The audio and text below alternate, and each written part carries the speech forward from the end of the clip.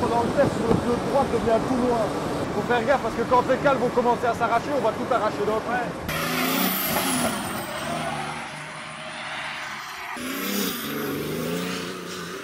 Aujourd'hui, on tente de ne pas casser le banc avec un véhicule un peu plus grand, un peu plus puissant que d'habitude.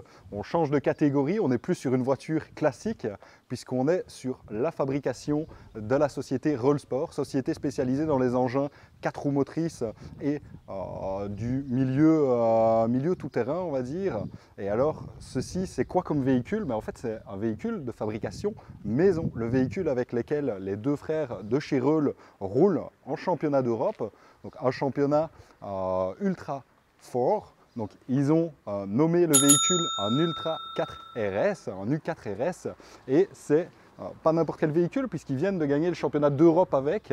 Et parlant un petit peu spécificité, on n'est pas sur un véhicule essence, on est sur un véhicule diesel avec un bloc bien connu chez les fans d'Allemande puisque c'est un 3 litres diesel triturbo qui, selon les estimations, devrait faire 600 chevaux et 1000 Nm. Donc on va pouvoir découvrir le véhicule un peu plus en détail, notamment lors de la mise sur le banc. Et on est toujours sur une boîte ZF de chez BMW, des roues de 41 pouces à crampons. On le voit ici à côté de moi sur le plateau, hein. Le véhicule, il est quand même énorme. La commande est ici, c'est une commande de Scania.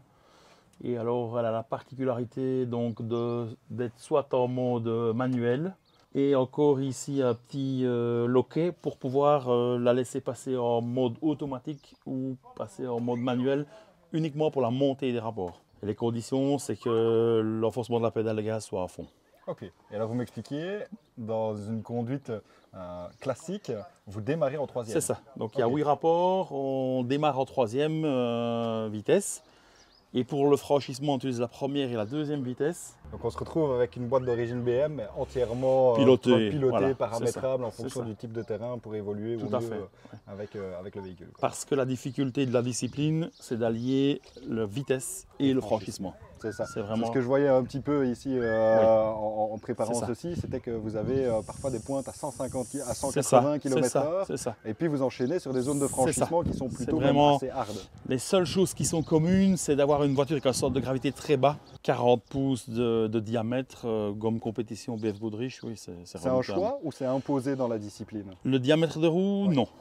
La discipline Unlimited, c'est comme son nom le dit bien, on fait plus ou moins ce qu'on veut au niveau du moteur, au niveau des transmissions, au niveau des essieux. On peut rouler plus gros si on veut, mais c'est en général la bonne dimension, toujours compromis, vitesse, inertie des roues et franchissement.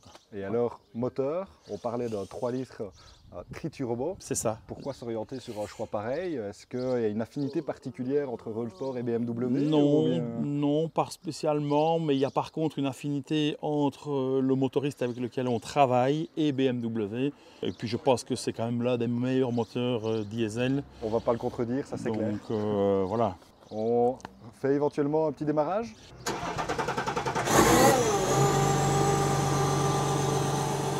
Donc on va essayer de ne pas arracher toutes les cales des pneus, on va essayer de le sangler sur le banc, de le mettre dans de bonnes conditions et on va tenter de faire un premier shot sur le banc pour avoir une petite idée de ce que ça donne et pourquoi pas peut-être se retrouver dans les vraies conditions de ce genre d'engin pour un test un peu plus grandeur nature, un peu plus vivant, juste après les tests au banc.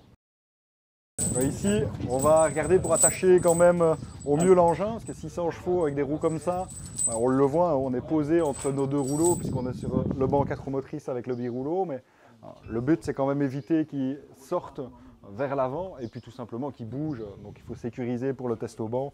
Et donc, on le voit ici derrière, l'équipe de chez Roll et notre technicien de chez Dynatech sont en train de passer les sangles au niveau du train arrière pour après ressangler avec nos grosses chaînes. Comme ça permet d'avoir le moins d'extension au niveau de nos sangles et permettre au véhicule de ne pas bouger du tout pendant le test.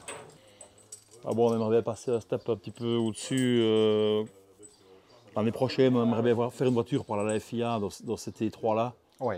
Donc Un en peu- championnat du monde alors? Oui, ou bien- oui, pour les Bajas alors. Hein. Ouais, donc c'est quoi? C'est sensiblement le même type d'épreuve que ce au quoi participe de Mévius? C'est ça. Notre discipline, elle est très chouette. À nous, elle nous plaît bien, mais il n'y a pas beaucoup d'argent. Quoi. Il n'y a pas beaucoup de gens pour. Ouais, c'est ça. Donc ça Tandis devient- qu'à la FIA, il y a quand même des gens pour te donner, je pense qu'ils vendent ça 200 000 €. Le buggy neuf, ben, ok. il y a des gens qui sont prêts à oui, mettre ces voilà, sous-là. Et qui- voilà. Ouais.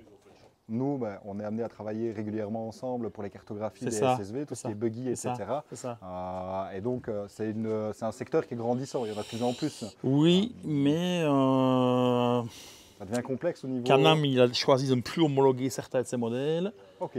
Et nous, on avait une homologation par l'Italie pour le Polaris et pour le moment, elle est bloquée. Donc, Ok. je ne dis pas que. Je C'est dis, ouais, C'est un secteur compliqué Ouais, qui oui. est en C'est pleine ça. évolution et c'est ça. c'est pas le meilleur Non, pays bah, qui je soit. pense C'est clair Belgique, que- France et tout ça. Surtout c'est- quand on joue dans des engins comme ça, je crois que les Voilà. États-Unis, c'est quand même le net plus ultra. Ouais. C'est, Déjà Portugal, Pologne et tout, ouais, ils sont beaucoup plus.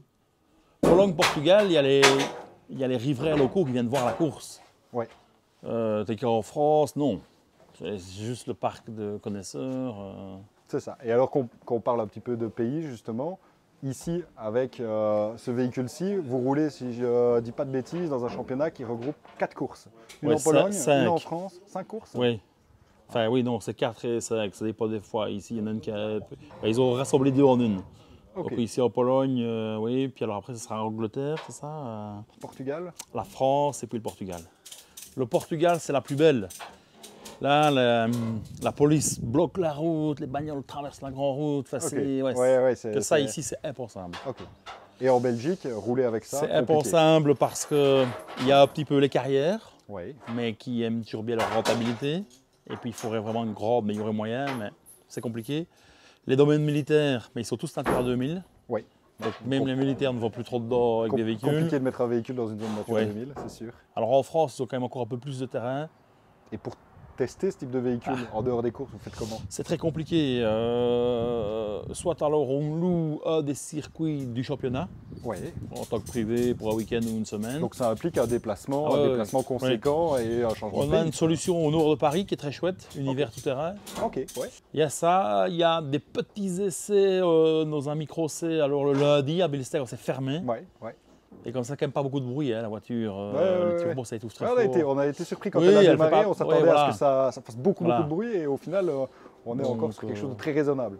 On a fait une belle journée pour les partenaires à la carrière chez Baudarway. Ouais, Ça s'est super bien passé. Guillaume est venu essayer la voiture, Guillaume de Mévieux, etc. C'était très chouette.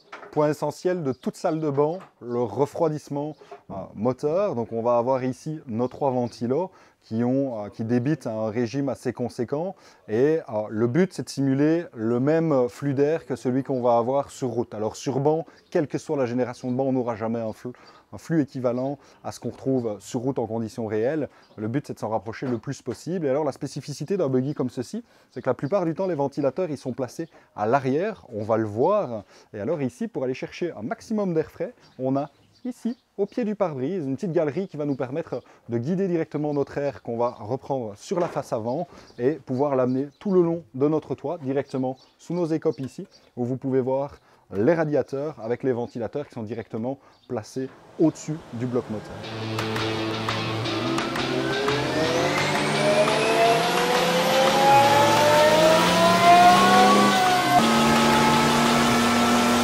Test au vent terminé, après avoir enchaîné plusieurs tests, histoire de le mettre en condition, tester le multimap qu'on a ici sur le calculateur programmable. Donc le multimap, c'est simplement plusieurs cartographies en fonction des conditions, mais aussi de la température du moteur, il y a une map de chauffe, etc. Donc on l'a testé sur ces plusieurs maps. On peut estimer avec une paire de 100 chevaux qu'on est à 500 chevaux et pas aussi 100 chevaux.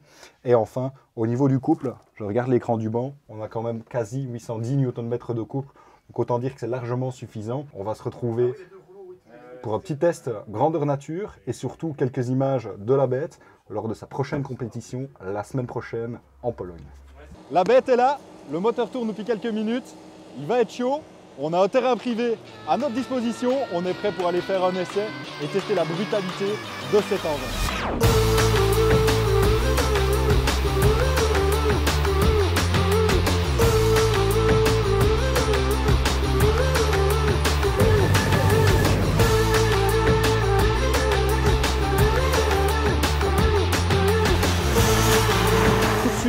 des vidéos de l'équipe de chez Runsport en compétition. Là par contre, ça marche un peu plus.